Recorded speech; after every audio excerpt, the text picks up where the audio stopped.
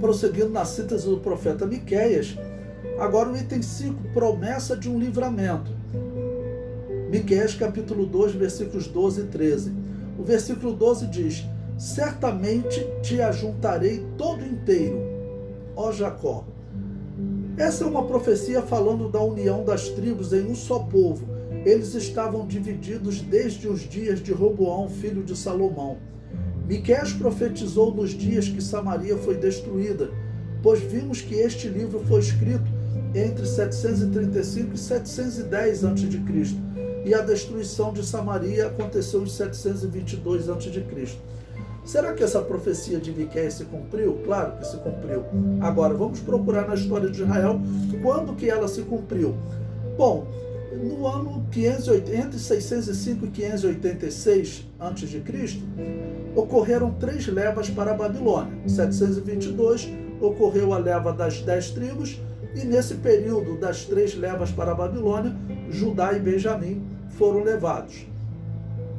Bom, quando eles retornam, essa profecia ainda não se cumpre, porque o restante do povo que vivia ali em Samaria, criou uma grande rivalidade com as tribos de Judá, que voltavam da Babilônia, e criou dificuldade para eles reconstruírem um muro, reconstruírem um templo. Bom, durante o período chamado de intervalo profético, entre Malaquias e Mateus, também essa reunião das tribos não vai acontecer. Por quê? Porque no dia do Novo Testamento, nós vemos a divisão das tribos. Tá bom?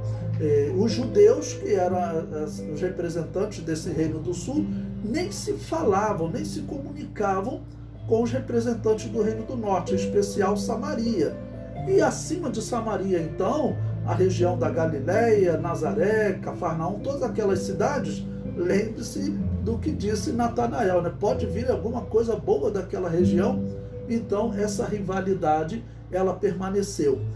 Bom, essa profecia de Miqueias vai começar a se cumprir a partir do ano 70, quando se cumpre também a profecia de Jesus. Ele disse que não ficaria pedra sobre pedra do templo que não fosse destruída. Ali, nós podemos dizer que essa rivalidade, ela começa a desaparecer, e no ano 135, quando o imperador romano, Adriano, proíbe o ensino da lei de Israel em todo o Império Romano, e também ordena a construção de um templo dedicado a Júpiter no lugar do templo de Jerusalém, e muda o nome da cidade de Jerusalém para Aélia Capitolina, de onde vem o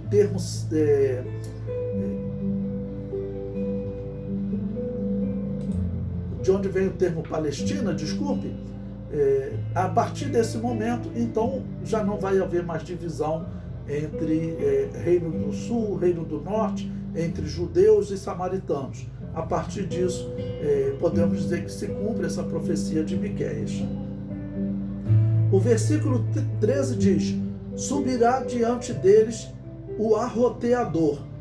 A união das tribos e o fim da diáspora será liderada pelo arroteador, ou por aquele que abre o caminho. Miqueias chama o Messias de aquele que abre o caminho. Miqueias profetizou há cerca de 2.700 anos, contando dos nossos dias, E esta profecia ainda não se cumpriu. Quando Jesus vier em glória no fim da grande tribulação, ele subirá diante deles, conduzindo-os ao reino milenial. Então ele vai abrir o caminho desse povo para eles entrarem em comunhão novamente com Deus. Então você pensa, 2.700 anos se passaram e o povo ainda não retomou a sua comunhão com Deus. É algo assim sem precedente na história da humanidade. Não tem caso de alguém que viva um período de rebeldia tão grande.